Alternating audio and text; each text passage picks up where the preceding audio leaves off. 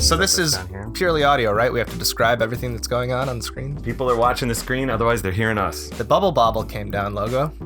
Company is Tyco, 1988, Tyco America Corp. People are seeing the screen. I don't think that's true. I don't think you know how podcasts work. This is podcast adjacent. This is on our YouTube page for the podcast. I don't know about that. I'll believe it when I see it. So maybe this is what we do: release an audio only version of this, but I'll record a post track of you explaining the game as we go. Well, microtransactions are really popular now, Dave. Maybe you can unlock the video version. That's true. We really need to monetize that. Get some cash to cross that palm of yours. Alex Sheehan, good to see you. Yeah, good to see you too. I haven't really done the intro here, but that's fine because somebody jumped over the intro. That's my nature. But that's all right. Everybody, I'm David Geisler from the Technophiles podcast here with Mr. Alex Sheehan, and today we are going to be playing Bobble. I'm very excited about this. Alex, we have a lot of listeners that kind of don't know who you are because we've been doing this for many, many years, but you actually started Technophiles with me almost 8 years ago. Sure did. Mm-hmm. If you go on the Wayback Machine on the internet, you'll probably find an old logo, which was my first contribution to the Technophiles podcast network. So we tend to, these days we change the logo a little less, but back then we changed the logo every season, which was really fun. Mm-hmm. And that first one was yours, and then I kind of remixed it for season 2. These days it's just that good old-fashioned robot head. Oh yeah. Actually, this is a little bit inside, but I actually change our XML icon for every episode now. It's amazing. Which is a little ridiculous, but I have an algorithm in Photoshop that finds dominant colors in our assets, nice. And then applies those as a blur overlay to the logo. Yes. So if you ever pay really close attention on iTunes, there's a little bit of a delay because of the refresh rate. Right. But if you refresh the podcast manually, it actually updates with every episode. That's awesome. Anyways, so Alex, we're gonna be playing Bobble. It is in between Christmas and New Year's now for us. You're in town from New York, which is the only reason why I had to kick you off the show is because you moved to New York. I'm joking, I didn't kick you off. I was very sad. I was very happy for you when you moved to New York, but very sad to lose you on the show. Well, as a New Yorker, I can say that I'm just above all of that, so that's fine. So you're in the Midwest right now. Fair level of snootiness when I moved out there, so. All right, sounds good. Yeah. We're gonna play this Bobble for the fun of it.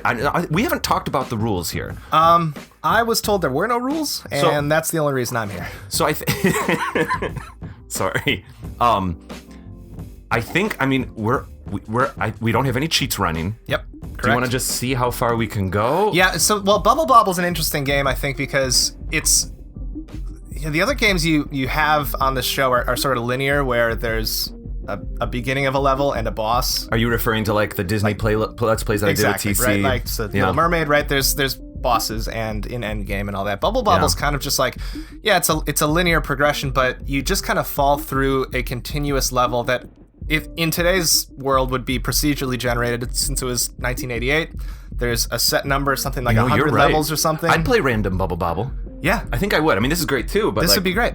If it was like Spelunky Bobble, I think I'd be okay with that. It's like Dwarf Fortress would be a great application of the Bobble platform, I guess. But there's something like 100 levels. I don't know. I haven't played this since I was really young. I played this all the way up to 100 levels about 9 years ago with a friend, and we did it one night. And there's a boss in the middle at 50, and then there's a big boss at 100. And by boss, I just mean a big blob of a sprite that kind of bounces around, and you just got to avoid 45-degree angled bouncing things. Pretty much. I'd like to see how far we can go. Yeah, I think so. I think if we dive very fast in the beginning, we'll give it another try. I mean, I'm expecting this video to be about a 20-minute video. Like, I have no idea. We're just going to play here. Maybe I'll have to edit it down. Maybe I won't. But why don't we take it as we go? Yeah, that sounds good. If anything, if we want to, like, maybe look up the codes for the boss levels and just kind of play through those if we can't get there ourselves. If we are really performing poorly here, maybe we'll, find some of those. Yeah, because you can in-game, you can just get the passwords. You're right. So, that's what we do. If we really are screwing this up. It's barely even cheating. Because, we're not running like a Game Genie or anything. No. It's oh my gosh. And also, I got to say, before we get started here, this game... I own this as a cartridge. Mm-hmm. I own it as a Wii download. Uh-huh. I now technically own it on my NES Mini. Uh-huh. It's one of those games. So this is purely archival, running it through the emulator. You're not supposed to say that. This isn't piracy, for those of you who are listening. Don't narc on Dave. Oh, he's doing a public service. I love this game. I've bought it many times. Here we go. Yeah, we're going to keep it loose here. We're going to do 2-player. Do I have to push select to do it? That's right. Yep. So often I'm playing all by myself. That's sad. How do you get to 2 two-player. I've never needed to. I've never known. So I'm the blue guy? Yeah, I believe so. All right, let's see. Okay. Feeling good. I remember. Yep. It's all coming back to me. It's all coming back. It's all coming grab this. back to me now. I think we get extra stuff if we get them all the guys dead at once in their bubbles. Yeah, I think so. And there's also that crazy thing. Sorry, I'm just kind of going for it. No, you have to go. It's cutthroat because it'll change to the next level before you can even. It's true. And then there's all those crazy letters that mean different codes that even some people to this day still don't know. I think it just spells out Nintendo. No, they give you different power-ups and things, Really? different states. Get out of here. I'm serious. Get out of town. I was like 6 years old when I played this, so... I used to rent this game all the time. I made it to about screen 5 every time. I thought I was really doing great. Yeah. My dad used to work second shift, so he and I would sit and play video games before he would have to go to work, and this was one of the ones where we were pretty much championship level Bubble Bobble players. It's pretty good. Chippendale Rescue Rangers, another. I don't want to spoil a future episode possibly. I think that one's on. I think that one's to come. Nice. I would be very excited to play it. Oh, my first death. I can't believe it. Dave. Well, I was trying to tell stories and I got distracted. No, yeah, that's fine. I mean, I'm just going to stay on here. I'm telling stories too. That's cool. Let's see. Here we go. I did introduce this game to my nieces. They are 5 and 8. Yep. One of which was my niece Quinn, who was just on a recent Star Wars video. I asked her all about Star Wars Episode 1, 2, and 3. I sat her down in my parents' basement, and she kind of told the world about Star Wars. Because in her world, this is a new thing, and it's so cute. So we talking like the entire canon Star Wars? We were gonna do 1 through 6. Mm-hmm. And I recorded her talking to me about episode 1. Mm-hmm. Then we did a 2 and a 3. And after 3, it was about 2 hours in on this recording, and the final cut's about 20 minutes. She very politely and happily said to me, "Okay, Uncle David, I'm done now." And I was like, "Oh man, I can't like." You know what that is? I can't take the little girl and like work or slave labor kind of thing. Like I was like, "Of course, honey, of course." What is that? That's a cliffhanger. She wants people tuning in. She's done a lot of market research. I think we've gone far enough today, Uncle David. Yeah, that's on the next episode of Star Wars with Quinn. There was a little part of me that I was like, no, we have more to talk about. And I thought, no, this is not, I'm not going to be like an uncle or a parent that's like that. I'm not going to be like a show mom or something. And I was like, of course, honey, that's all we need to talk about. So she talked about episode 1, 2, and 3. And it was great. She thinks Jar Jar Binks is super cool, which is that it becomes an analysis. The things that she connected to. It's fascinating what a 5-year-old sees when. Well, it's also a good litmus test of how like trolly old people we are when we hated Jar Jar Binks. Yeah. If someone new to the entire franchise sees Jar Jar Binks as part of the canon, their first run through, then like it's probably not that bad of a character. So I watched all 6 films, actually all 7 now, and actually all 8 because I just brought my nieces to episode 8 in order. So we did not see 4, 5, 6 first. So for them, really, the story of Anakin is the beginning of the story. There you go. And so they love it. Oh gosh, it's getting pretty intense here. So many fries. So many French fries. There we go. And it's been very interesting. Brought to you by French fries. Funny. It's been interesting with them doing this. And I recognize that a 5-year-old's a smidge young to watch Star Wars, and so I did ask permission from her mom and dad, my sister and brother-in-law. Jeez. Yep. And they said, well, like if you watch it with them, because technically some of those are PG-13. The latest one, I'm not going to spoil anything, but there's a pretty intense battle scene in the middle there. So we talked about that, and we talked about how there's actors, and when like people die, it's a story. Yeah. And I also did little things like whenever I talk about characters, I say, oh, that character defeated that character. I never say kill and stuff like that. So it's little things. So she's fine with it. She doesn't run around wanting to cut people's necks off or anything. She runs around and she thinks Kylo and Rey are going to be like super in love with each other and stuff like that. She's kind of doing her own projection. So anyway, it's been a lot of fun. I don't know. We're doing okay here, man. Yeah, I think this is much better than I expected doing. I mean, we're both. I've been doing the dry runs, and let's focus for a level or two here, because I think we got to really pull it together. We're both almost on our last life. So you have a T and an E over there, by the way. Sure do. I'm not messing around here, Dave. There was a Retronauts episode where they were talking about Bubble Bobble, and even they were trying to figure out what those letters meant. Both of us were masters, Bubble Masters just now. Sure were. Yeah, so you have a budding late night talk show host, it sounds like. in the family. Quinn? Yeah. Maybe so. She was amazing. She was so good. In fact, it was so funny when we first started that episode. I was like, "Hi, Quinn. We're here today to talk about Star Wars," and she was like, get that umbrella. "Where what? Oh, where what? Gotta get the umbrella. Oh, Is this a auto? What? I didn't even know the umbrella was the thing that did this." Get out of town. Level 18. Here we go. It's getting real now. This looks like a Metroid level. Brinstar. Why can't Metroid duck? All right, here we go. There it is. So Quinn, just like a professional, she's like, "Yes, we've been watching episode 1 through 7. We're waiting for episode 8 to come out in theaters." And I was just like, she's a pro. Like, I was like, people are gonna think I told her to say that. She's in it. Yeah, I don't buy your story, Dave, about the non-slave labor position you take with Quinn. I think you're feeding her lines. She is being held against her will. Oh, it was a little experimental project when I had some downtime, and it was great. There we Sounds go. like it. Yeah, I have a niece that's around the same age as, not Quinn, but the older of your nieces. 8. And she's pretty fun to hang out with, too. Those kids are good at that age. How's it going in New York? You doing all right? I'm gonna die. Yeah. Oh my god, I didn't. Things are going well. How did I not? I don't know, Die. personally. It looked pretty intense. Yeah. So I work part-time as a software engineer at Google, and then run a startup in the other part of the time called Forward Everyone. And here's where I shamelessly plug what that does. That's fine. Which is what I'm going to try and do during the most intense moment of the game so far. I know, I can't believe I was like, he's Nailed doing it. this while we're like Nailed on it. the knife's edge of existence. He's plugging his show, or his company. Well, you have to make sacrifices, Dave, as you know. Indeed. It is a way to take your most interesting email conversations, publish it on the web, so it becomes essentially like a blog that you have for things you've already talked about and put to paper. So I think a lot of the reason people don't have blogs isn't because they have nothing to say, but because they don't know how to say it. Maybe these conversations are happening, but they're not like publishing them or whatever type of thing. Yeah, and Are you out? I'm out. Okay, I'm gonna do my best here. Starting at a blank piece of paper can sometimes be a little daunting, so this, I think, helps with that. I can see that. We're also trying to sell to businesses that want to do, like... Can I bring you back somehow, like by getting a certain amount of points? I think CPR... How do you? What's the CPR button on The this CPR game? button is the B button, followed by the A button, followed by the A button, followed by the select button, followed by the B button again. I'm so scared to approach this propeller guy. Just get him right now. Just take it. Okay, I'm gonna get up here. I'm gonna. So something I think worked. you got him. Something worked. Yeah, you nailed it. You said we weren't playing with the game, Genie? We're not. Okay. Just amazing talent. Sure. At 0-0 right now. Yeah. Well, I think there's a way, like you push select or something. If I can get enough, like you can take lives from each other. I think was that a thing? Ooh, I vaguely recall something like that. Ooh, you want to get that jewelry box? That's some, over there. That's a high. Oh my god! That's some high money, some high value. Oh, this is getting insane. Those ghosts there are it so is. spooky. What? Okay, AFIIG. What if we do that? What if we just do passwords? Yeah. Okay, yeah, I think AFIIG. That's where we're at. AFIIG. AFIIG. I push start. How do I? Is it select?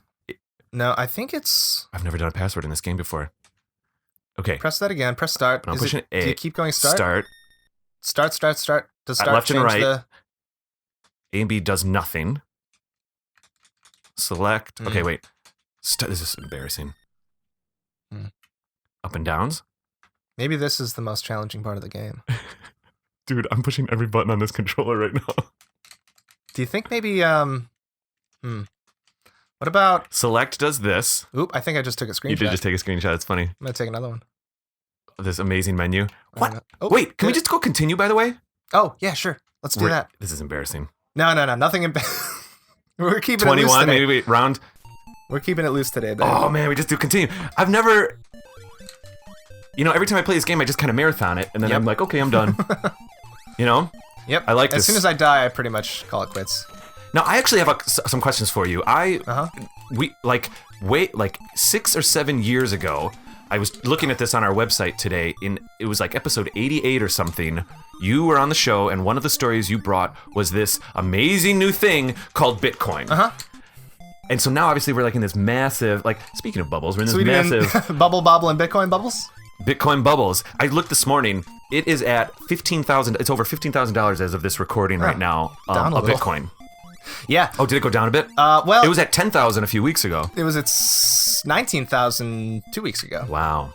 Yeah, it's It's pretty insane. I remember back then you were like even experimenting with mining some coins, isn't that right? In 2010 I was mining on my MacBook Pro, and now you need like the resources of an entire country the size of China to mine a Bitcoin. What changed? So, well, I like fundamentally, each time a new Bitcoin is found, the next Bitcoin becomes exponentially harder to find. Oh, really? And so the way it works is basically a Bitcoin block is what it's called that you're looking for with your computer, and essentially your graphics processor runs a bunch of hashes. Got him. And what it's looking for is a number with enough leading zeros, right? So the first Bitcoin ever mined, there was one leading zero after 2 hashes. Let me step back. I was sipping my coffee. I was gonna say yes, of course. You're looking for a string that, when hashed twice, using a specific hashing algorithm, generates a string with leading zeros. It's hard doing this while you play a game, isn't it? It sure is. So essentially, right, like the first Bitcoin found had 1 leading zero, meaning the first number in the string was 0. Second was 2 zeros in front, so on and so forth. But what that means is that it gets significantly more challenging to find all of a number with that many zeros in a row, essentially. I see. So each new one, there's more zeros in the front of the number, which makes it very hard. I was trying to talk to some friends about this. We were hanging out in Chicago a week or so ago when, like, that first, well, not the first real spike, but, you know, when it was all getting started, maybe a couple weeks ago. And I was trying to explain that the best way I understand it, too, is that I think mathematically Bitcoin is more reliable than, like, our cash system. Is that right? So it's not so much about mathematics as it is about trust. Okay. And the way that Bitcoin works is on the back of a technology called blockchain. And what blockchain gives us, oh my gosh, is essentially a ledger that lives on everyone's computers. And that ledger details every transaction that has ever happened on the blockchain.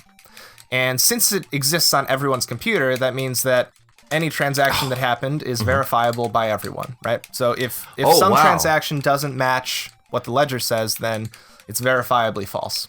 So this has some implications in, like, anything that has a transactional nature, whether it's buying something at CVS, or buying a house or a car, or, you know, anything. You build a contract and you can execute a contract, and that contract can be verified by everyone else in the blockchain. And the olden days, oh my gosh, we have a hurry? We have a timer? That's right. In the olden days of, like, gold and oil, that contract was just the agreed value of that gold? Well, no, the contract in those days is, let's say you're buying a chunk of land with some gold, is you would go to a bank and you would have a deed to a property, and that would be notarized by a notary public, and that transaction would be verified by someone who said, yep, both these people signed this piece of paper saying that Dave owns this tract of land. Right. But now with blockchain, you can buy a tract of land using the blockchain, and everyone in that network has proof that you made that purchase. I'm out. Yep. So, okay. That's the transactional nature of trust over the blockchain. Blockchain has other applications as well, other than just Bitcoin. Wait, because I'm playing games here, I'm losing track of. Is blockchain software, or is it a blockchain math? Is an underlying technology like the internet. Got it. Right. So picture a network that everyone is on, similar to the internet, except instead of like an HTML file somewhere that you would find when you go to a website. Right. It's almost as if everyone's computer has every copy of every HTML page. And so if I say I want google.com, or let's say, what's a better example of this?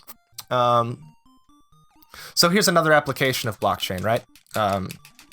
There's a group starting a blockchain technology and a token called Filecoin.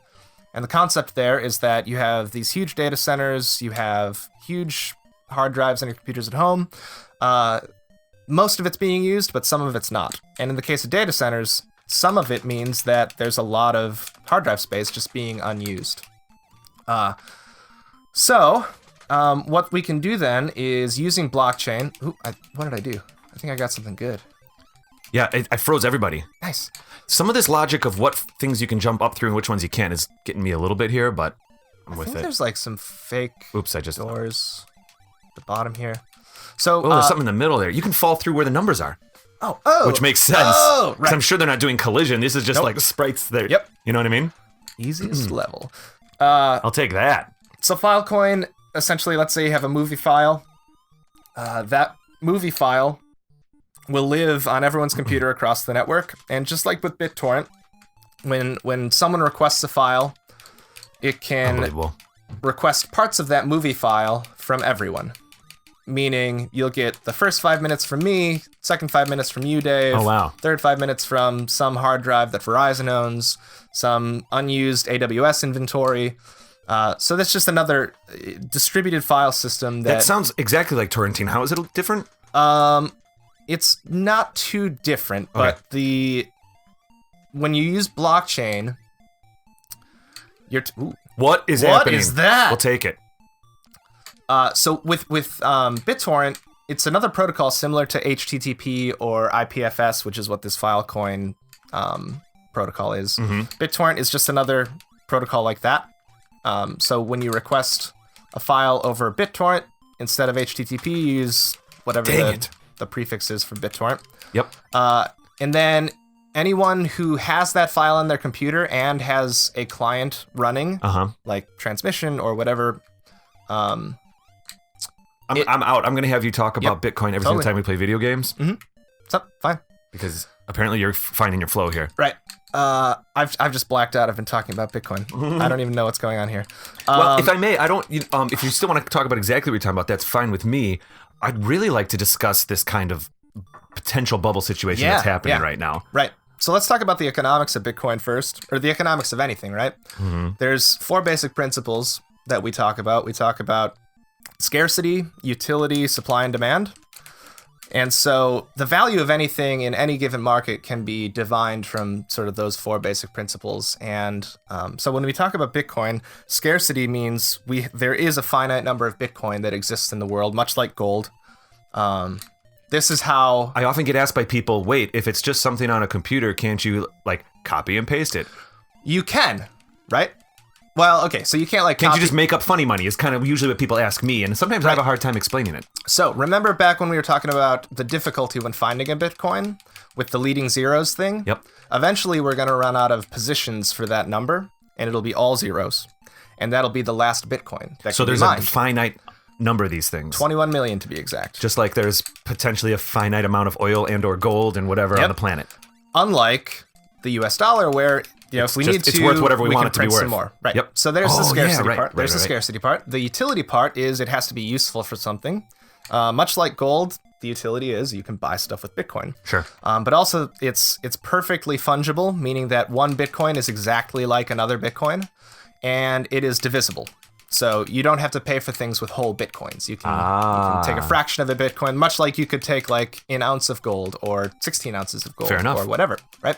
So there's that. And then supply and demand, everyone knows that's I want something, someone else has it, I'm willing to buy X amount. If there's more supply than there is demand, then the cost of it goes down. Right. If there's more demand than supply, goes up. So why do you think everyone's kind of losing their minds over Bitcoin right now? So the reason there's a lot of reasons, and there's not even consensus that we're in a bubble, although everyone thinks we are. Well, we're technically not yet. It's just that some analysts are like looking at other bubble graphs, and this one's looking very similar in the beginning. Yes, and a lot of the forces that are driving the price of Bitcoin are the same forces that drive other bubbles, right? So right. I would say right now there's no real threat of a bubble yet. It's just starting, like we see maybe something on the horizon. We're in a bubble. There's no threat of it like popping anytime soon. It could go up to $1 million a coin, or it could go down to 0 if it pops, right? So that's one of the biggest driving factors though is hurry it up. I think you got to approach from below. Yeah, he's not going to jump out of there.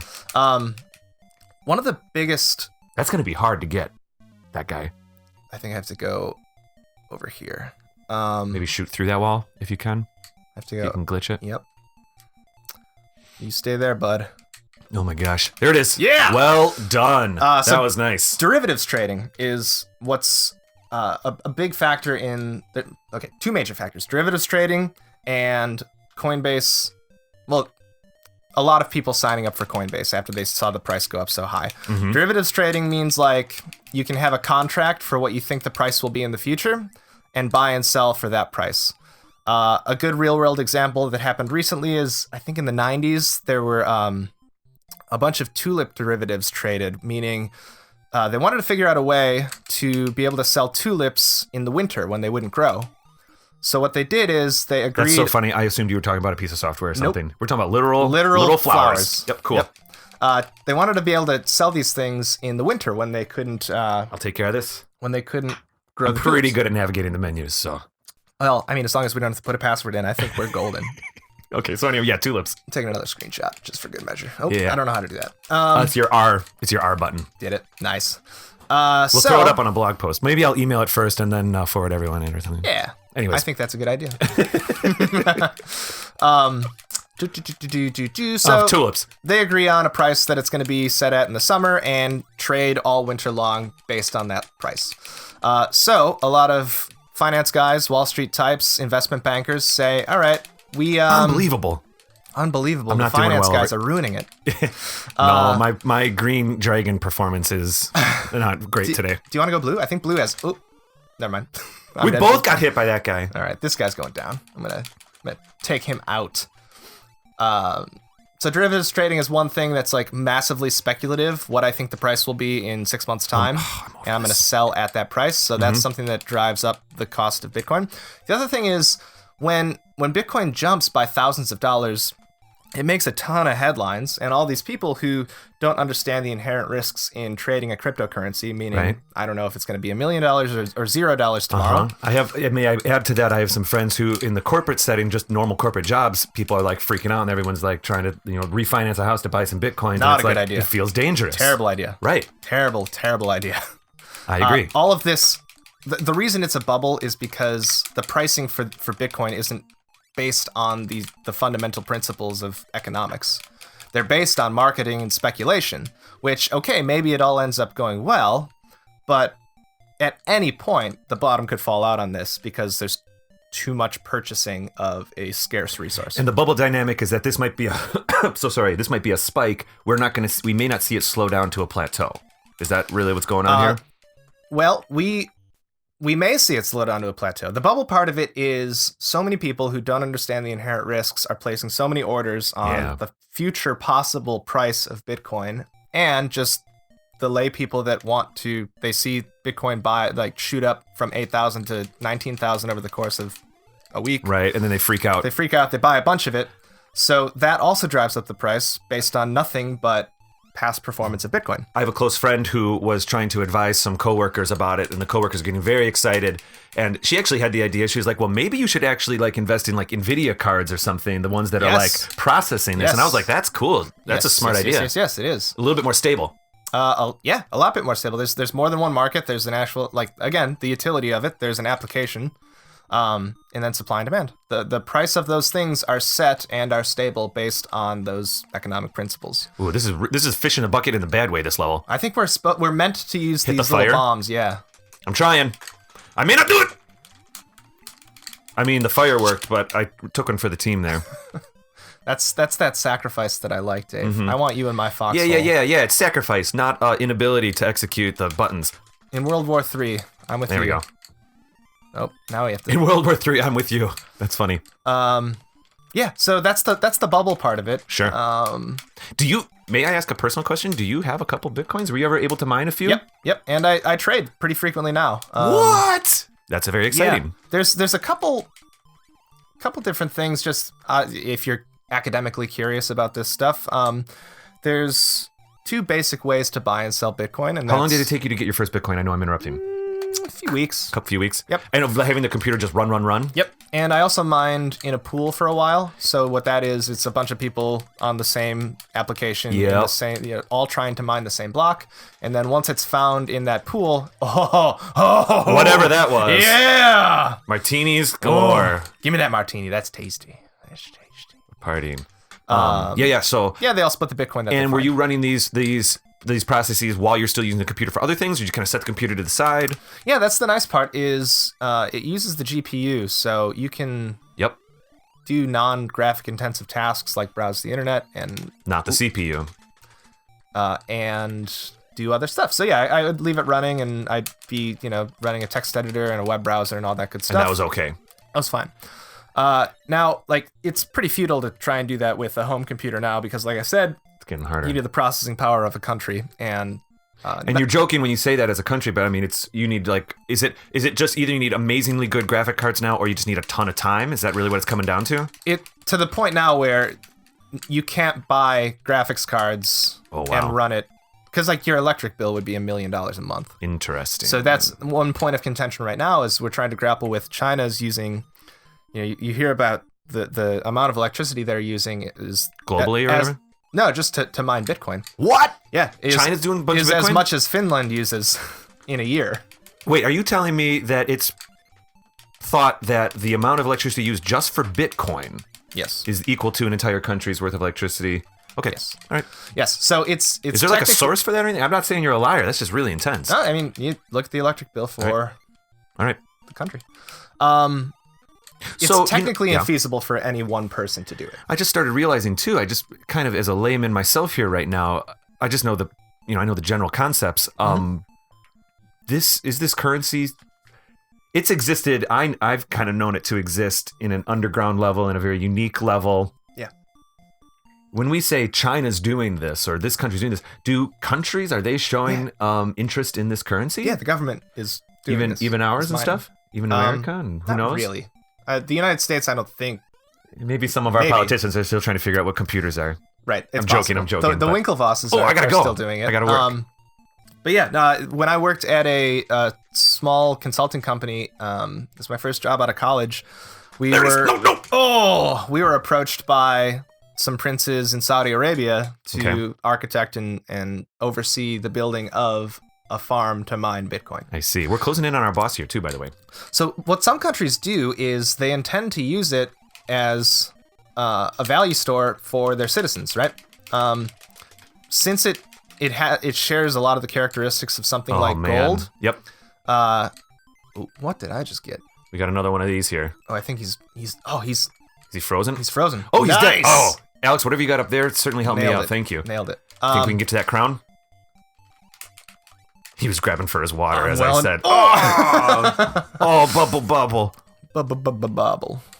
Okay, so countries Bitcoin. That's what we're talking about right now. Yeah, so I'm kind of digging this. This is a little bit of an experiment for me to talk to you about this while we play a game, and I'm liking it so far. It's kind of cool. I like it. It's solidifying some of these concepts for me too. Just because whenever I talk about it, I'm usually like reading about it or talking to someone who knows more about it than me, so I'm constantly learning about it.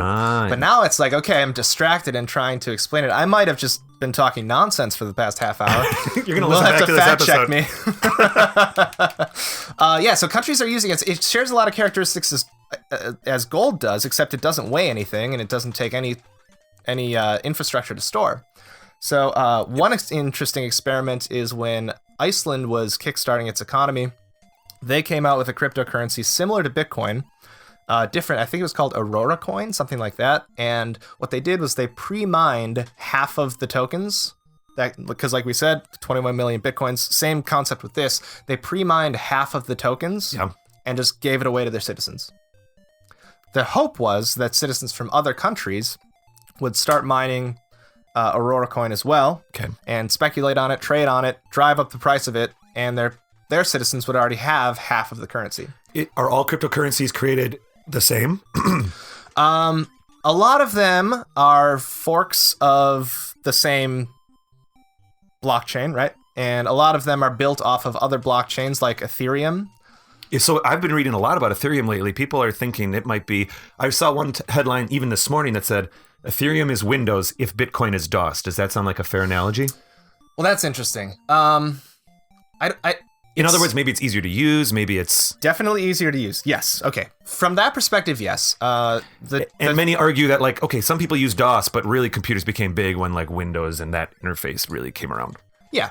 The major difference being that Bitcoin is meant solely as a currency.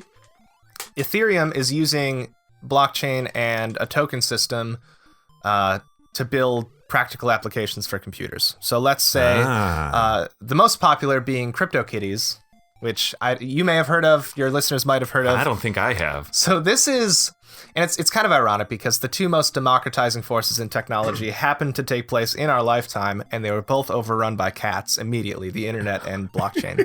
So CryptoKitties is essentially kind of like if you took Pokemon and stripped away most of the game, but kept the what do you call them? The daycares where you can mutate the Pokemon and get different generations of Pokemon.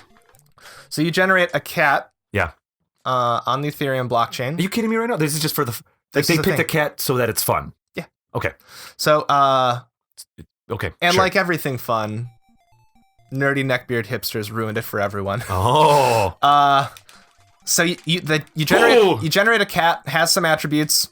It's generated on the blockchain. And we're talking about Ethereal right now, right? Ethereum, yeah. Ethereum, yep. Right? Of course. And you can have a little second generation cat with other cats that have different attributes, and it's just like a little experiment in evolution and mutation and genealogy and all that.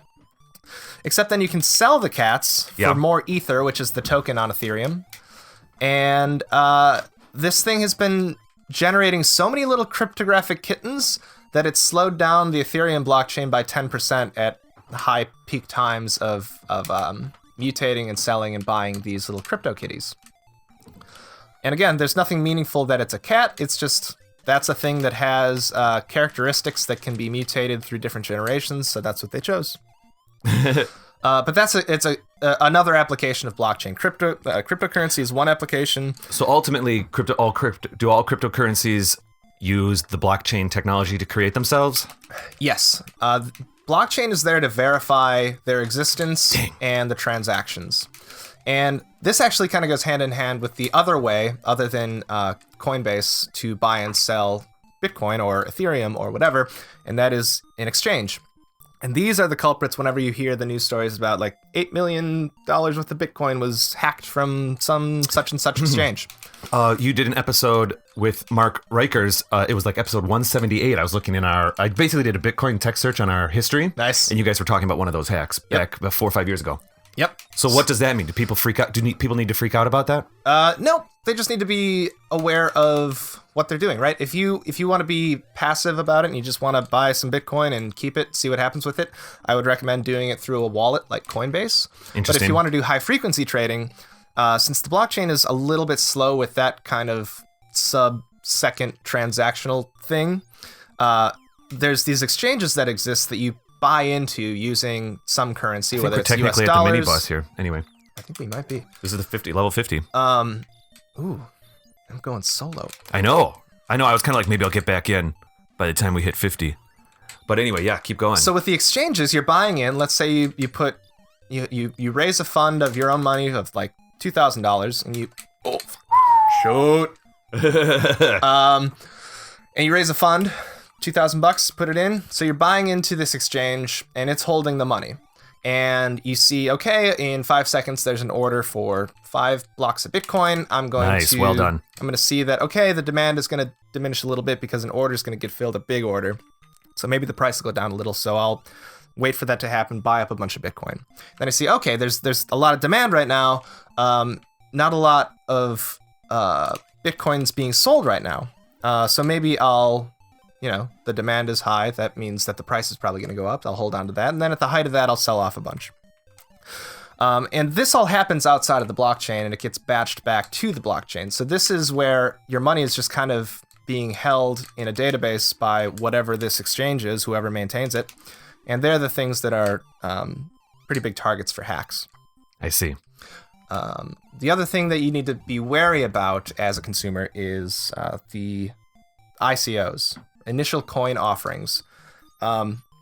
Since, like we said, okay, cryptocurrencies are only one application of... There it is. We're coming back in. That's okay. This level looks cool. Go. I kind of wanted it.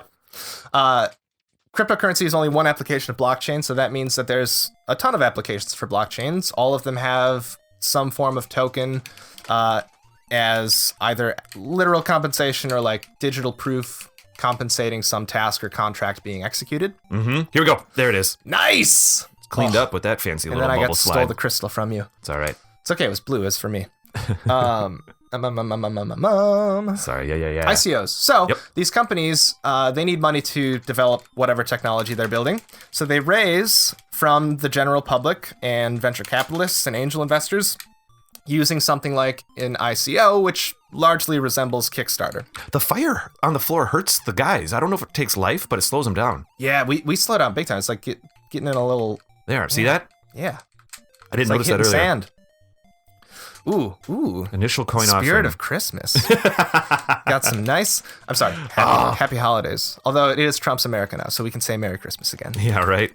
So ICOs, right? It looks a lot like a Kickstarter for some currency, cryptocurrency, right? Or any blockchain technology. Oh, fireball to the face.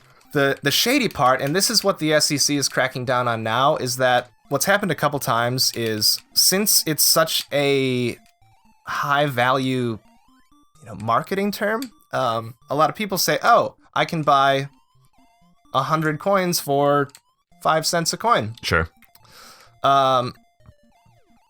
That means that when it gets as high as Bitcoin, I'll be a millionaire and it'll be great. Right. Only to find out that after this company has raised $50 million, they mysteriously get hacked and the company shuts down and the... Are you suggesting an inside job with this of a hypothetical situation like that? Yeah. Yep. Cool. That is indeed what happens. So... with a lot of this stuff, things may not ever materialize. The SEC is cracking down on those fraudulent ICOs. So just, be careful. My rule of thumb is only use money that you are willing to set on fire and leave behind. Let it be a bonus. Allow it to just be bonus, really, right? Or just money that you're willing to... that should the possibility arise that you lose it all, it's not the end of the world. Right. Because, we're going to probably keep playing here. We're closing in on the amount of time I think this episode should be. You know what I mean? Mm-hmm. Do you have any kind of final thoughts about what's going on with Bitcoin right now? Because you're one of these people now. I mean, you're kind of in it, obviously. In it to win it, baby. What are some of your thoughts with people that might not know anything about Bitcoin and they're interested in this alleged bubble that's happening right now? I'd say, rule of thumb, if you want to buy it and you don't want to trade it, buy it using a wallet, something like Coinbase. I think that... I don't know how this pattern works here, man, with these missiles. I think you just have to kind of go... maybe... What if we... Whoa! What, you were able to go through the bottom? What happened? I don't know what happened. I guess. We'll take it. We'll take it. Yeah. Get that triple cheeseburger. Gimme. Yeah. Buy from wallets. They're safest. Don't read too much into the hype. Nothing will probably happen through the new year until everyone gets back from winter break. So nothing will happen, meaning things going up or things going down? More like SEC won't crack down on other cryptocurrencies. There will probably be less volatility for the next week or two before everyone gets back and doing their thing. If you want to learn more about exchanges, go to GDAX, GDAX. That is an exchange operated by Coinbase. And, just read before you do stuff. That's cool. Yeah. Alex, I got to say that we were talking a little bit about, season 10 of Technophiles is coming up here. And I've had to do a major style shift to the show. Mm-hmm. For the last couple seasons, we were recording in a studio, 4 people sitting around a table kind of thing. And then I lost some of my cast members. One moved out to California. Jake went out to California. I mean, frankly, we've got you in New York, and I had another guy move to Chicago. And everybody's kind of all over the place. And I finally kind of bit the bullet, and I thought, well, you know what? Maybe we won't all be able to be in physical spaces. I think I'm going to turn it into, the format will just be people Skyping in, Google Hangouting in. You know what I mean? It might only be 1 or 2 people an episode instead of 4 people sitting around a table. But I just can't. It's been almost 6 months now, and I can't not do the show. Right. So it's time. And I don't think I'm putting you on the spot right now. I've asked you ahead of time if you'd kind of join us, from time to time, if, once every 4 or 5 weeks or something. You're saying you want me to just take over the show. Like, I'd like you to take over the show, but only once every 4 or 5 weeks. No, I'm joking. Dave, I would be downright honored. So I'm excited because we were going to have you on as a cast member now. It's kind of a cool way to have you back on the show. Yep. Jake is all in. Jake, I'm comfortable speaking for him right now. He's been talking to me. We talk on Google Hangouts often, and he's going to be pretty much a regular on the show, Skyping in, we'll say, from California. Then when Drew Nowakowski's coming back, and he lives in Chicago right now. Yep. And we actually have an opportunity. I wasn't able to get in touch with Vlobs, one of our main cast members, as far as getting her on the show. We've lost touch with her a little bit, but I'm still looking for a couple other gals. I don't want it to be a show of just a bunch of dudes. And so I'm not sure how that'll be expressed yet, but I'm very excited about it. This is kind of a fun experiment in the interim before we really get started, but I think the first episode you'll be on will be kind of like early February, if you're cool with that. Sounds great to me. I think you'll record your own audio over there in New York. I'll edit the episodes together. It'll be stuff similar to this where it's people talking like this. And maybe for the fun of it, maybe we can figure out a way if we can play video games together across the internet. I'm not sure. Right? I'm not sure how it works, but there's got to be a way. If not, maybe that's an opportunity for us. We can do little follow-up episodes and kind of stuff like this, because I'd say this is fun today. This is cool. I enjoyed myself thoroughly, and we are going to beat this game. I remember. So why don't we keep playing? This might be the end of the episode. Yep. We'll keep playing. If something amazing happens, I'll cut to that now. Yep. And so maybe just for the next minute and a half. Yeah, sure. I'll keep running the recorder, the screen recorder, and obviously Audition here. We're getting our audio. Just a second. Start. And we'll see if we can get to 100. I'll cut to that now at the end of this episode. But otherwise, thanks so much for being here, and it was really fun. Thanks for having me. And yeah, this is cool. I might try to do more of this. I like it. I mean, you don't play. I mean, I'm not doing great here, honestly. But you don't play the game to enjoy it. You play it to. Well, even with TC and I played those Disney games, we really wanted to keep those to about 10 minutes a game, which turns into a 15 to 20 minute episode. Yep. And we actually did get some feedback of like, you guys suck at this. And it's like, well, yeah, we're kind of doing it just to like explore the game. So that's why we don't do it on Twitch. Because they are some brutal nerds on Twitch. I'm kind of excited with we have a Zelda podcast that's coming out. It's not Technophiles, but it's through the Technophiles production company, and I'm recording it with Kate Fisher. We had our first episode come out just a few days ago from recording this.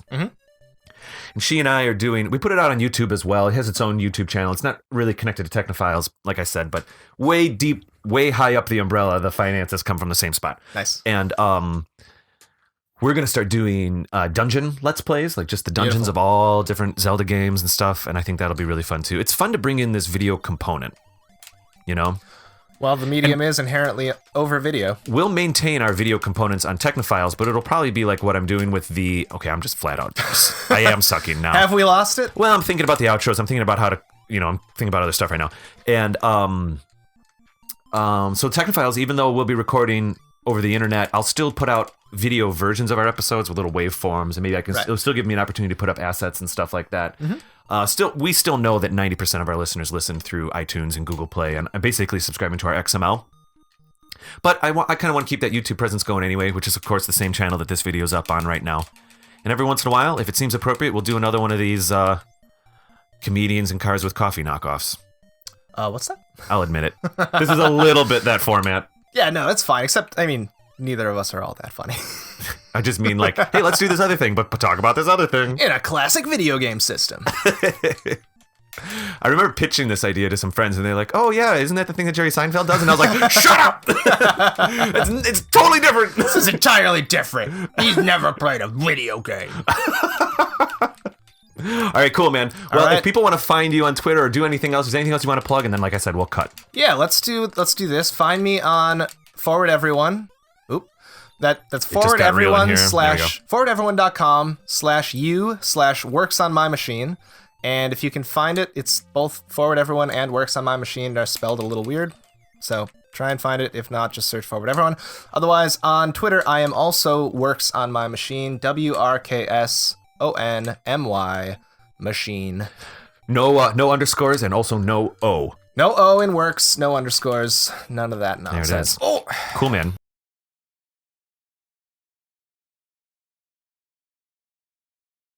Oh God. Oh God. Oh God. Okay. There you go. I mean, I'll still try. Oh! Yeah, that shoe, it's almost like they know it's gonna screw with us. There you go. If you need it, here you go. Little bubble ladder.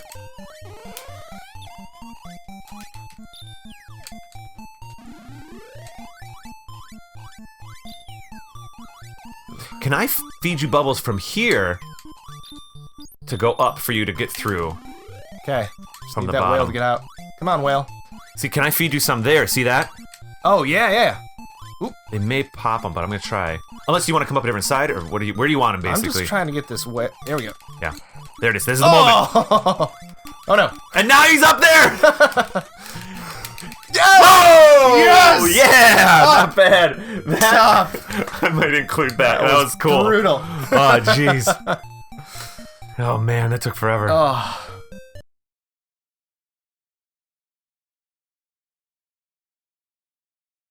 Here we go. Okay, that fire might take care of the springy guy. Got him. Nice. Got him. Come on, springy Come guy. here. Come here, bud. Yes! Okay, it Wait, worked, and you're what happened? still... We're dead. I think... Well, definitely you died, but I don't know. You might still be in it. I don't think we got a game... Oh, come on! What is going on? Okay, select... Start. We have less options. This is it. This is it. This is the big old boss. You have to save those two. Cool. Oh, I completely forgot about that immediately. mechanic. Oh. What, finding the lightning or whatever it is? Yeah. Okay. And dead. We're trying to lightning him. Yep. Yeah, okay. Well, yeah, I guess this obviously. is gonna be tough. And so then those Is that bottles, they bring more lightning into the... They turn your bubbles into lightning bubbles. Excellent, we're doing great. Oh, I see. Okay. Okay.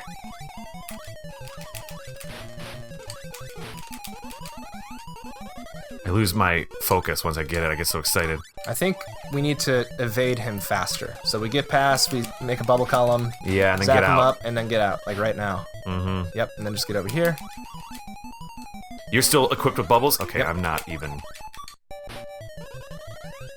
There we go. I'm gonna even forego that side. Mm-hmm. Yeah, just you've got a fair pattern happening right now. There it is. Brrr. Boom, boom, boom, boom. Yeah. 48. Oh! Well, we got him down to 48 so far. Very exciting. It's been 12 days. We've been recording for non-stop. We've created 1 Bitcoin.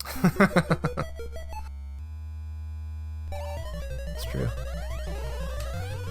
Once you've jumped, it's already happening. Yeah. All right, let's try this one more time. We Yep. might have to wrap this up. Sounds good to me. This recording file is going to get humongous. This will be the season 2 climax. Yeah. I gotta stop doing the same pattern. Here we go. That should be There we go. Took a couple hits there. Maybe Do the it. trick is climbing up. Just keep going up. Maybe. Making laps. Oh, come on.